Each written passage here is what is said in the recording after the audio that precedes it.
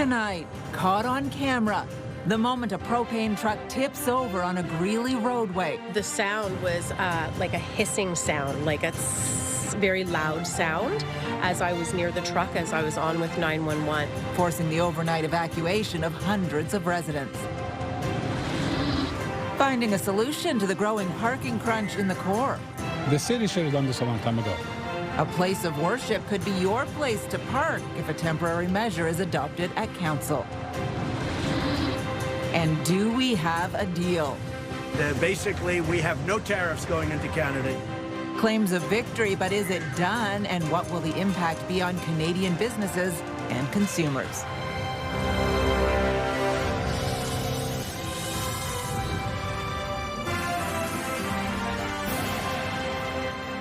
Good evening. We begin tonight with the latest on a large evacuation in the city's south end last night after a tanker truck carrying propane crashed, tipping over onto its side and started leaking. Hundreds of people forced out of their homes, taking shelter in a nearby community centre until the all clear hours later. Ottawa Fire Services say a connection hose on the truck was actively leaking fuel after the crash shortly before 7 p.m. It happened on Parkway Road near Cedar Lane in the Greely area. Homes within an 800-metre radius of the collision were evacuated, with residents gradually being able to return overnight, with all evacuation orders lifted by 3:30 this morning. CTV's Katie Griffin was on scene until the early morning hours, joins us live now. And Katie, the fortunate thing in all of this is that no one was hurt. Absolutely, Patricia, but it was still an unsettling night for so many. Half of those in the evacuation zone were not allowed to return home until the tanker was back up on its wheels, the most hazardous part of the operation. This as we get a first look at the crash as it happened.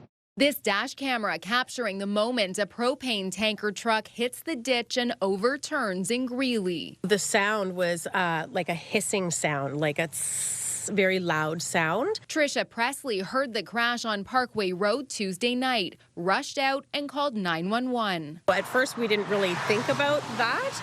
And then when he said, you have to leave, like now, we were like, oh my gosh, yeah, there's propane leaking. We got to go.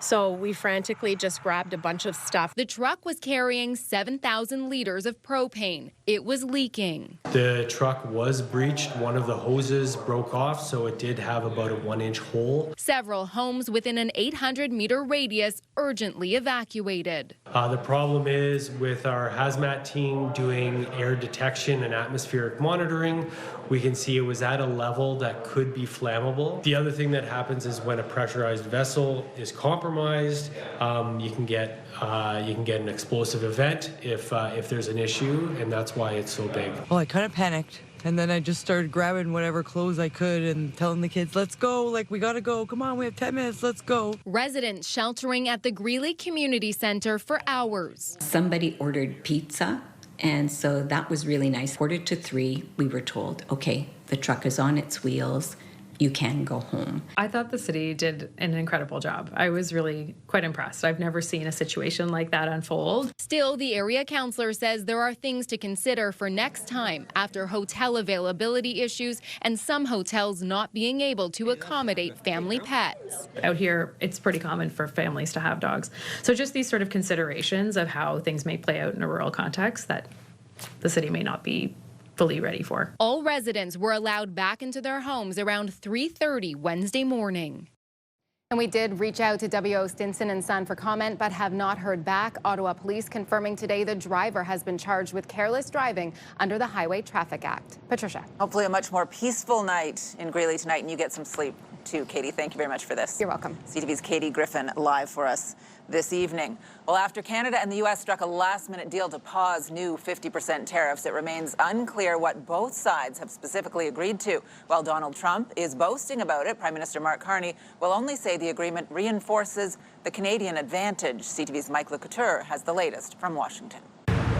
After an intense week of negotiations, Canada-U.S. Trade Minister Dominic LeBlanc and his American counterpart emerged shoulder to shoulder, happy with the deal they've reached. We've reached an agreement that will not only continue to protect American workers, American jobs, American supply chains, but really strengthen the North American economy and create a situation where North America will continue to be an energy powerhouse. Three sources tell CTV News there are reductions in the Section 232 tariffs on the table as part of the agreement. Those would affect industries like steel and aluminum. We may bring some of the tariffs down to a level where other countries are, because Canada was paying a higher tariff. U.S. President Donald Trump proudly posted about the agreement, adding this AI image about the resurrection of the Keystone XL pipeline.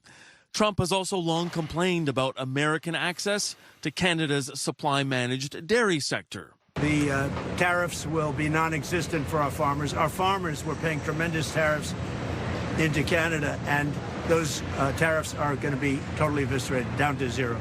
LeBlanc tried to reassure reporters that the decades-old system isn't disappearing. The Prime Minister was very clear. We needed to protect supply management.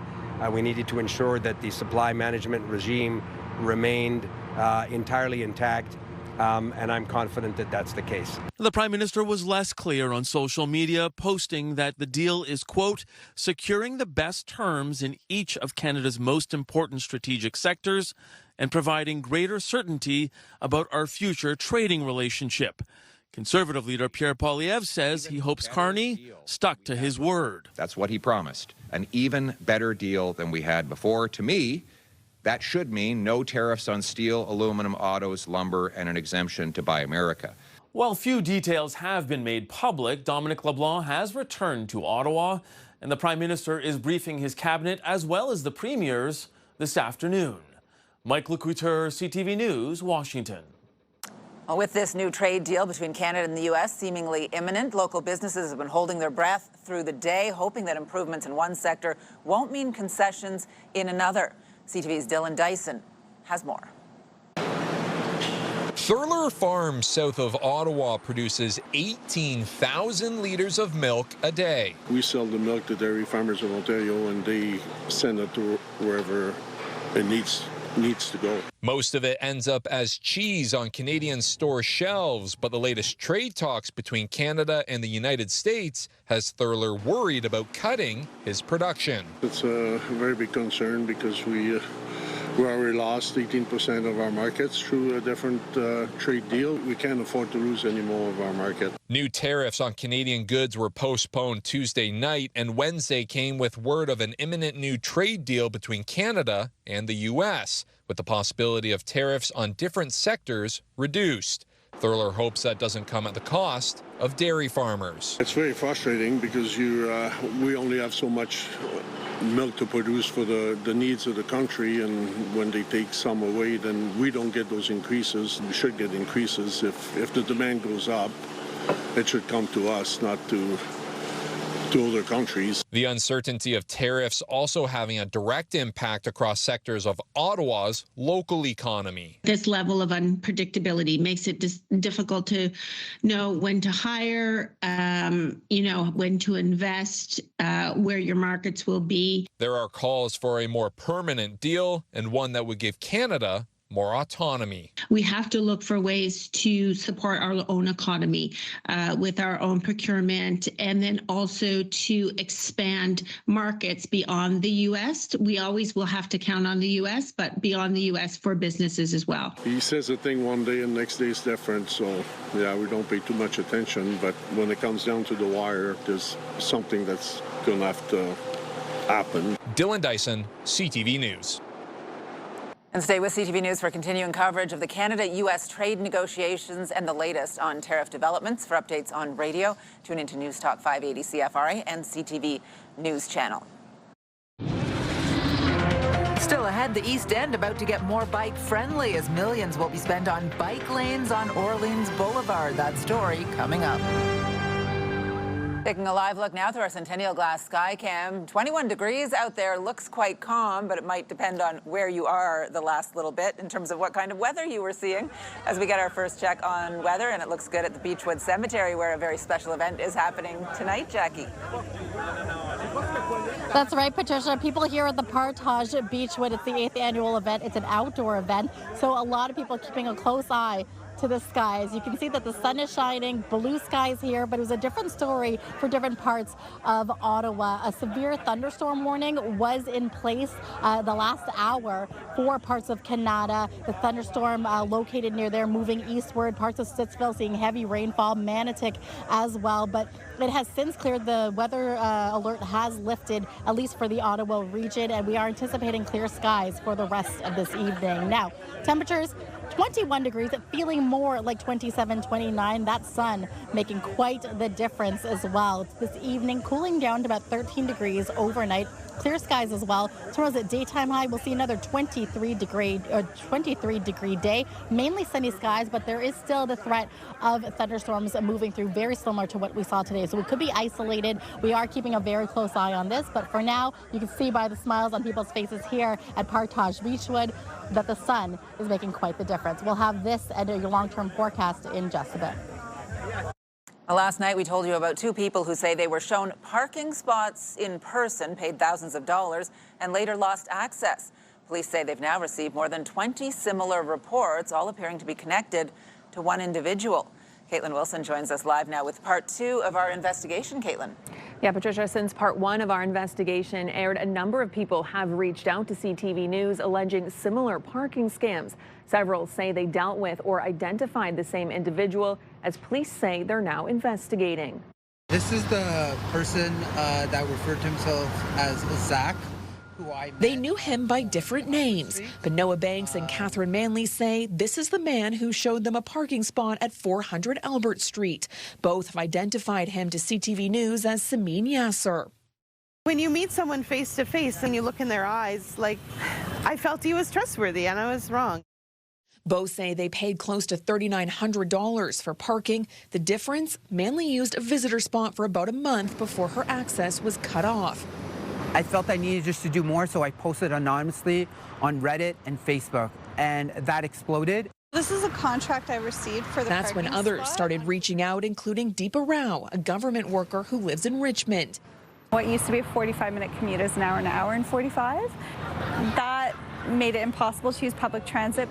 She never met Yasar in person and says she knew him as Ziad, but the contract she signed was from Bytown & Co., the same one as Banks. She says she was about to pay more than $800 for a parking spot on Cooper Street back in July before her bank flagged the e-transfer. While I'm on hold with them, I do a Google search of parking scams, and I add the company's name to it too. The summary that came up mentioned how there might be a parking scam going on. And we spoke with another person who says Yasar showed her a parking spot here on Slater Street. She says she paid $1,800 up front, but the deal fell apart when she couldn't access the space. Police say they've now received more than 20 similar reports, all appearing to be connected to the same individual. Right now, in the reports, we see one individual's name. We haven't completed the investigation to say if it's exactly him or if it's a fake account. CTV News reached out to Yasar about the allegations. He denies it was a scam, calling it a business dispute, saying some people have received refunds, including banks. He says tenants at 400 Albert Street rented him the spaces, but did not hand over the fobs, calling these types of subleases a gray area, writing, "No building in Ontario, especially ones that are fully owned by a holding company, allows their parking spots or apartments to be subleased, but it is a transaction that still takes place on Marketplace, Kijiji, and other platforms on a daily basis." Centurion, which manages 400 Albert, says Yasar had no authority to rent or sublet parking there. As for Rao, she hopes speaking out will encourage others to do their research. I was sought out by this guy. Certainly I want to be able to help other people find out that there is in fact this scam going on. And police say one thing that makes this alleged scam unusual is that some of the deals happened in person. They say most scams usually happen online and are reminding people to do their research before handing over any money, because once it's gone, it can be very difficult to get back. No charges have been laid. Patricia? Interesting investigation for sure. CTV's Katelyn Wilson live for us tonight. Thanks so much. And you can scan the QR code on the bottom of your screen to link to us online or visit ctvnewsottawa.ca. We have more details on the alleged downtown parking scam. You can watch both parts 1 and part 2. Just download the CTV News app right now. Scan the QR code on your screen using your smartphone. Well, federal workers returning to office know that finding a weekday downtown parking spot can be a leap of faith. plan approved by a city committee to open parking spots at places of worship may be the answer to their prayers. CTV's Austin Lee joins us now with more on this. Austin. Well, Patricia, churches, mosques, and other places of worship in the downtown core and those near transit stations will or could be soon allowed to rent out parking spaces this fall. This comes as the city expects an additional 65,000 trips into the downtown core each week, with public servants spending more time in office. If you have to park in Ottawa's downtown core, you've probably been there. Driving around, searching for a place to park, and when you find one, having to pay a considerable amount for the day. If you want to rent a space monthly, most places are wait lists. Some places have just closed their wait lists altogether because there's too many people on them. You can find some people who live in condo buildings are renting spaces, but some of those are a little bit sketchy. And as public servants spend more time in the office, parking is a hot commodity. I'm not really sure what the answer is, but yeah, it's gonna pose a big problem. A city committee says part of the answer could be allowing places of worship in the downtown core or within 600 meters of public transit stations to rent unused parking spaces until the end of March, without the need for a business license. The city should have done this a long time ago. There's so many parking lots downtown, but the problem with the parking lots downtown is too expensive. The Ottawa Muslim Association has been renting out space in its parking lot near Tunney's pasture for years. Soon, others could be able to do the same. It gives the churches and the mosques a chance to earn some extra income the way things are. If everything's so tight with money, they should have did this a long time ago. Waive the permits for places of worship for this cause. Parking lots at 6 city facilities across Ottawa would also be freed up for parking spot rentals this fall. Every little bit helps. I mean, if you've got a piece of property or you've got a parking stall that's not doing anything, I mean, you can make some money off it and help somebody out. The plan will now go to City Council for a final vote.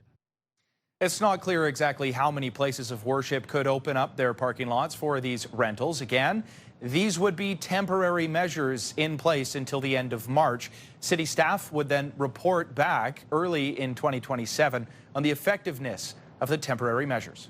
Patricia. I drove into the Rideau Centre parking lot about 1:30 this afternoon. One spot left, Austin, and I got it. It's like winning the lottery downtown, really. That is lucky. CTV's Austin Lee live for us tonight. Thanks so much. Well, Alex Lawson is promising to put rural infrastructure needs front and center in his mayoral campaign. Lawson unveiled his rural platform today, making 19 commitments across 6 different areas, including pledging more attention to roads and other city infrastructure, as well as increasing road safety. He says rural communities need a bigger voice at City Hall. I wouldn't say that forgotten is a bad word. I mean, that is how a lot of the rural communities felt. Maybe not so much forgotten as not understood. I mean, the rural policy is going to do a lot of the same stuff that a lot of my other policies are going to be doing, right? It's going to be making sure that roads are safe, roads are maintained. People feel like money's being spent on getting the basics right and protecting them.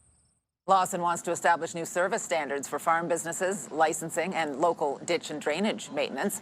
Mark Sutcliffe, Neil Saravanamuthu, and Jeff Leeper are also running for mayor, along with Zed Shabib, Peter Westway, and Suraj Harish. Election day is October 26th. Well, the Meta trial resumed in a California courtroom today with scheduled testimony from a former insider turned whistleblower. People arrived early at the courtroom today to watch the high-profile trial. The jury expecting to hear more testimony from former Facebook engineer Arturo Behar, who worked at the company from 2009 to 2015. Behar is a prosecution witness and says he flagged his concerns about the platform to leadership and had previously told a U.S. Senate committee Meta was aware of the harassment and other harms teens faced while using the platform. 29 states are part of the lawsuit. Prosecutors say Meta negligently and knowingly designed its platforms to be addictive to kids and teens and violate their data privacy. I think it's great. I think it's super necessary. Coming up, bike lanes are coming out in parts of Ontario, but in Orleans, millions are being spent to put them in. After the break, the plan already dividing opinion. Jackie. Well, thanks so much, Patricia. Part of the board of Vanier BIA is City Councilor Ralston King. Just talk to the people at home about partage Beechwood, how unique this event is. This is an incredible event, I have to say. It brings together so many community members, merchants. There's so many people who come together to support the food bank in Vanier.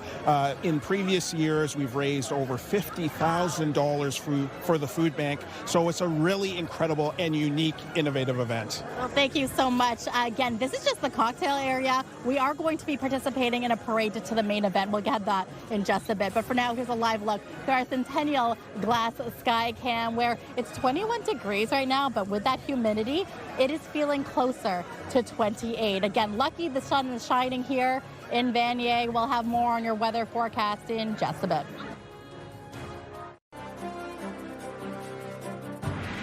Well, summer continues, and you can tell by the roads as we check your commute on this Wednesday. For the most part, things are moving well on the Queensway. Not a whole lot of problems to pass along. While the province has been given the go-ahead to rip up bike lanes in the Toronto area, the federal government is pitching in just over $5 million for a new bike path network in Ottawa's East End. New dedicated bike infrastructure separated from traffic will be built along two busy roads in Orleans at a price of $10.9 million. Here's CTV's Peter Sperling with the details. Orleans resident Rob Trell, bikes everywhere. For the last 2 years, it's been a car replacement, so it's avoided us buying a second car. From commuting for work, getting groceries, even medical appointments. You name it, I've done it. He wants to see better cycling infrastructure. So Bike Ottawa and the community association I'm a part of have been advocating for a few years now to see cycling infrastructure. The kind doesn't really matter to us as long as it is, separated, safe, all ages and abilities.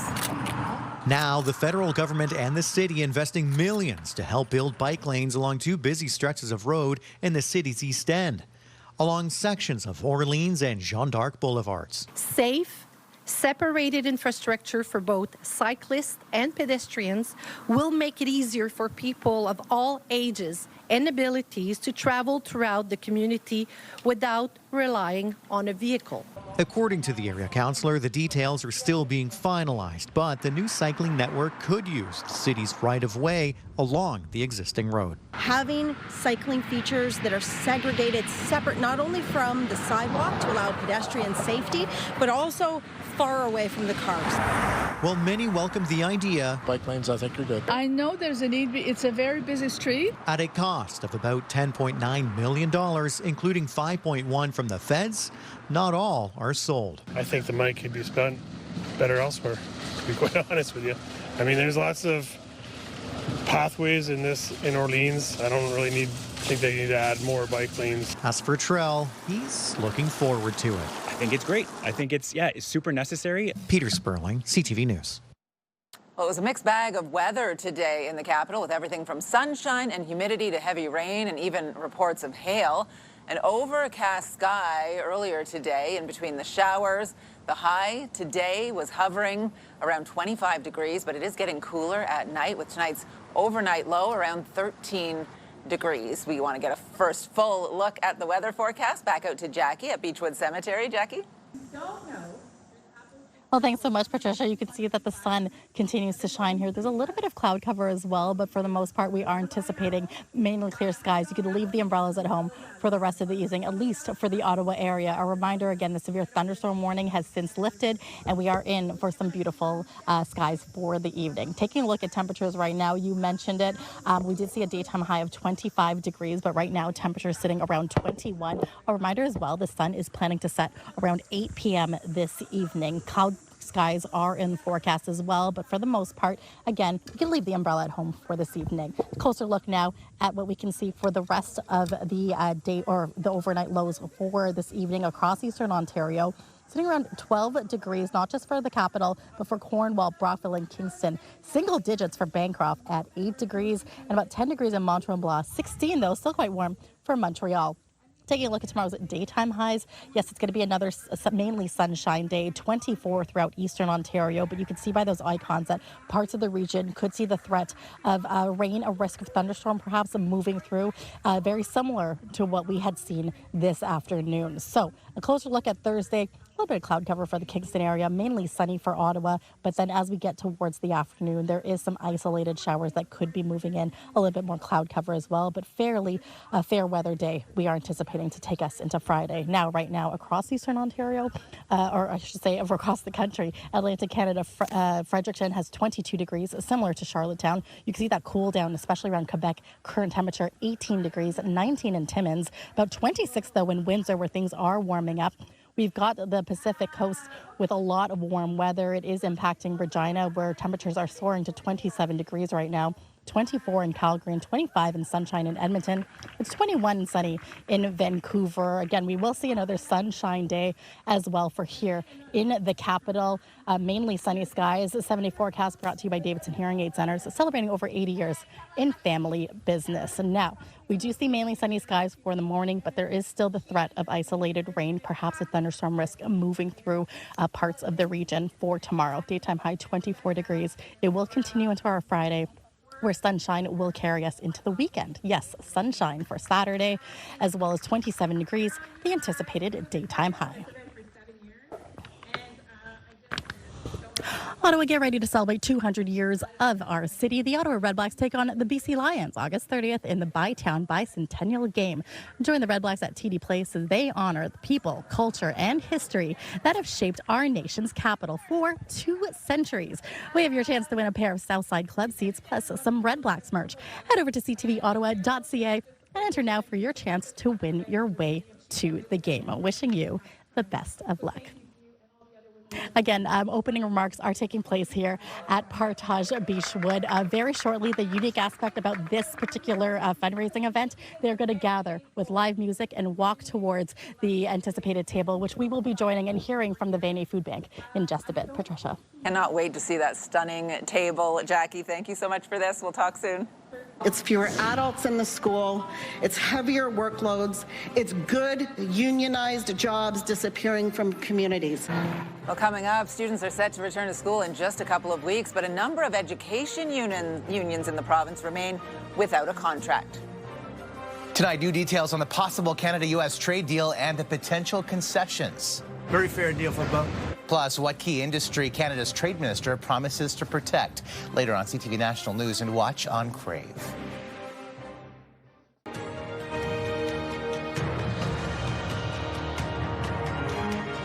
We are just weeks away from the expiration of labor contracts for teachers' unions in this province. That will happen just days before the start of the school year, leading to some uncertainty about what it could mean for teachers and students. Here's CTV's Siobhan Morris. With the return of school routine creeping closer, it's becoming clear that none of Ontario's education unions will have a contract in place in time for the first bell. Something that I did this summer. Existing deals expire at the end of August. Negotiations are stuck working out how they'll be organized, waiting for the Labour Relations Board to weigh in. We're not even arguing about how these issues are going to ultimately be resolved. We're arguing about where we're allowed to bargain them in the first place. Teachers' unions say that list of issues is long, boiling down to being asked to do more with less. It is the student waiting longer for help. It's fewer adults in the school. It's heavier workloads. It's good unionized jobs disappearing from communities. The Minister of Education unavailable for an interview today, but writes in a statement that bargaining is at an early stage. He has expressed optimism for reaching a deal. I want the absolute best for teachers, and I want a fair deal for taxpayers. And I think we're going to get there. There'll be some tough negotiations, obviously.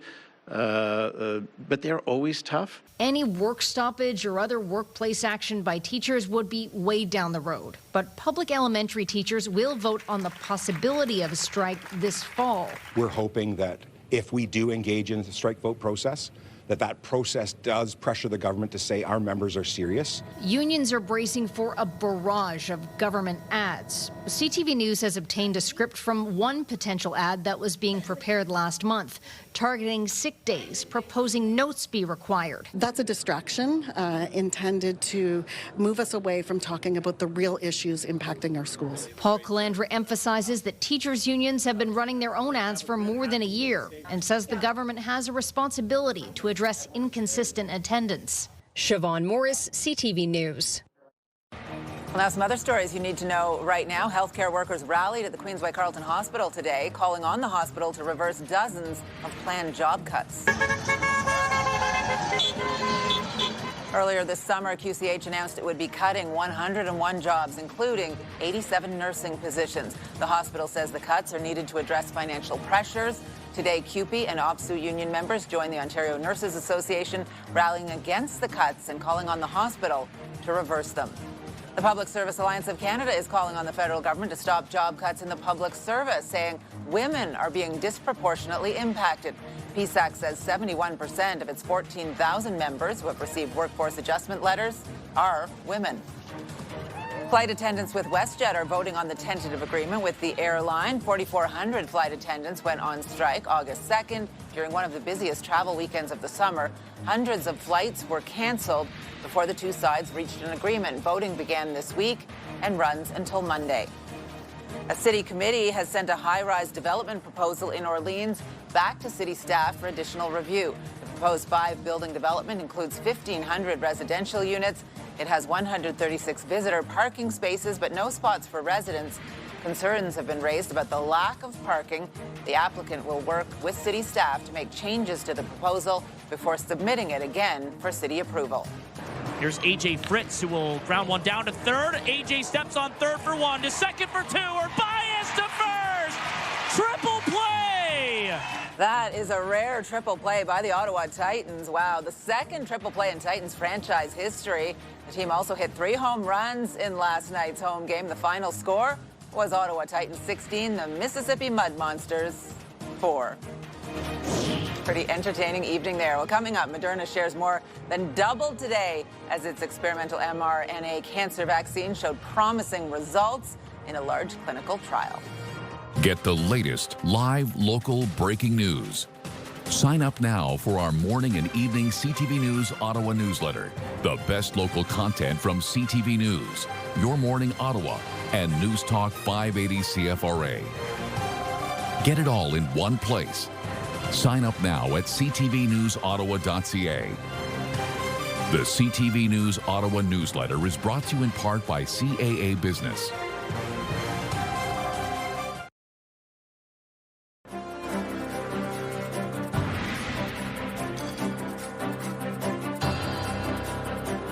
Shares of Moderna soared today after the biotech firm announced promising trial results for a cancer vaccine.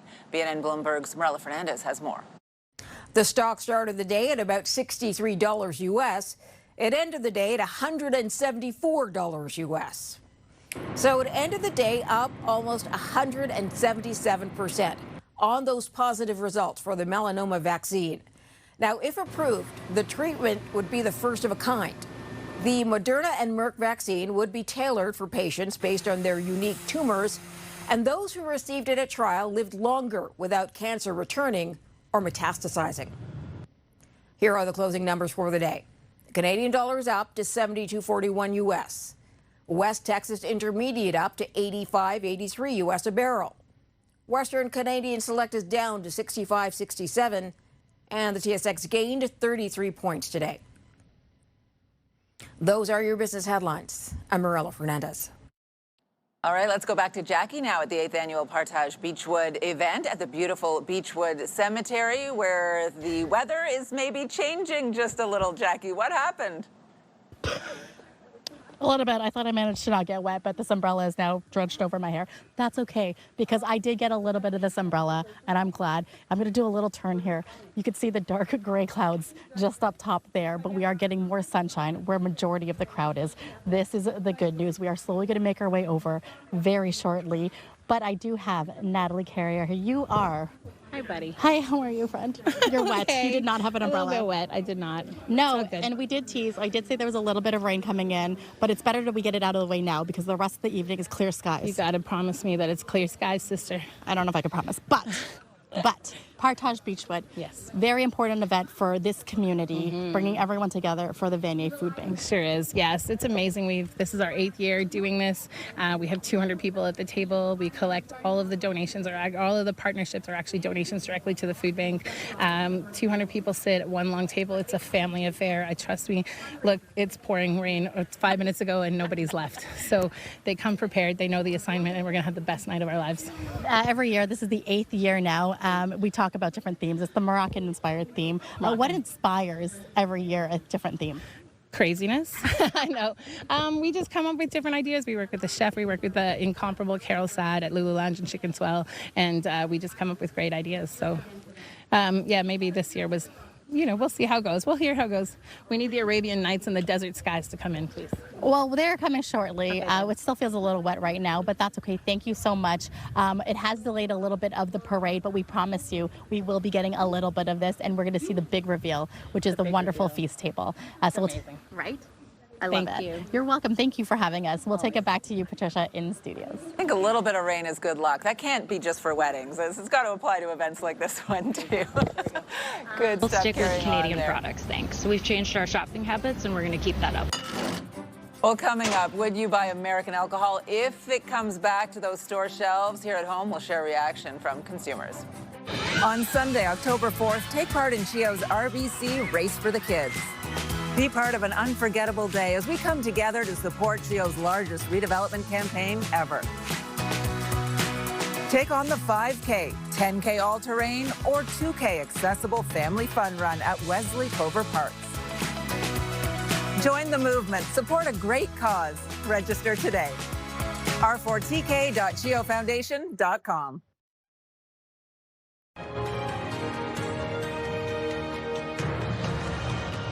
Well, as Canada and the U.S. hash out the details of a trade agreement, one of the key points for the American side is believed to be the return of U.S. alcohol to Canadian shelves.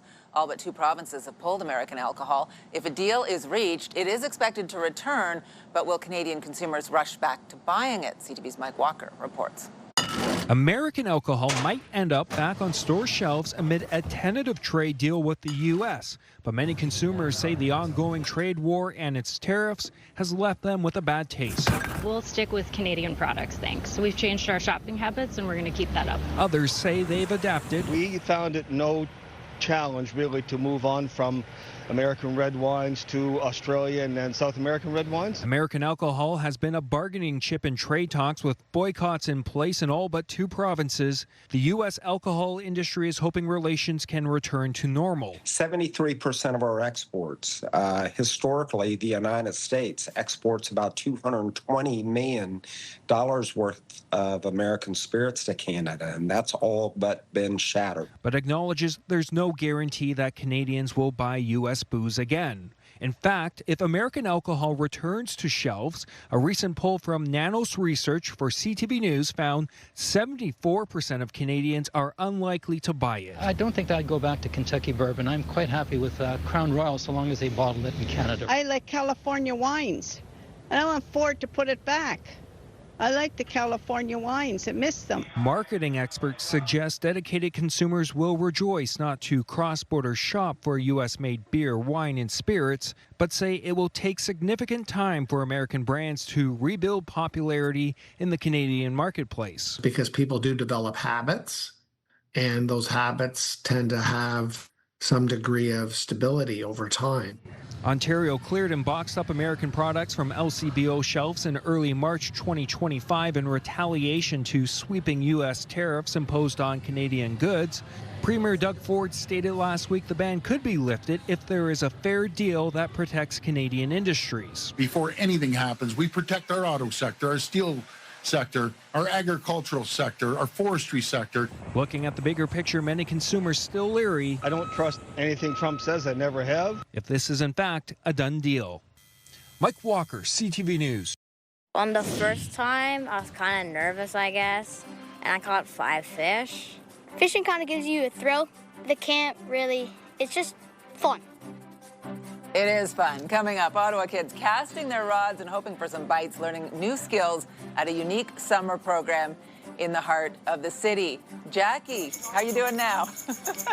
Well, Thanks so much, Patricia. We just made it out of the rain, but the sun is shining. A rainbow popped over here. A crowd is making their way in, and I'm going to get you to follow me as we give a big reveal to what will be where the feast is taking place. Take a look at this wonderful table here. How gorgeous is this setup? Now let's take a look through our Centennial Glass Sky Cam, where the current temperature is 21 degrees. The sun is shining down on Kaweki Point on this wet but sunny evening.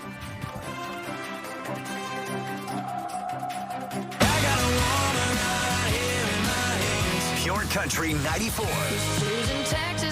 Ottawa's home for the best country music. Listen to Pure Country 94 on the free iHeartRadio app. The National Capital Region is jam-packed with incredible experiences you don't want to miss. Hey, it's Tanea Taylor, your iHeartRadio Weekender, powered by Barhaven Ford. Get the inside scoop on all the biggest and best events every Thursday, Friday, and Saturday on CTV, Move 100, Pure Country 94, TSN 1200, and News Talk 580 CFRA. iHeartRadio Weekenders is powered by Barhaven Ford. Employee pricing on now.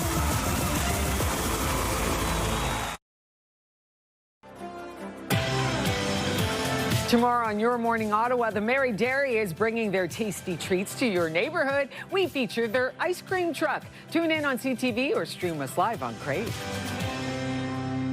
Hairstyles, courtesy of Salon Fiorella. Here's what's on CTV tonight. E-Talk, The Big Bang Theory, Master Chef, The Rainmaker, and Borderline.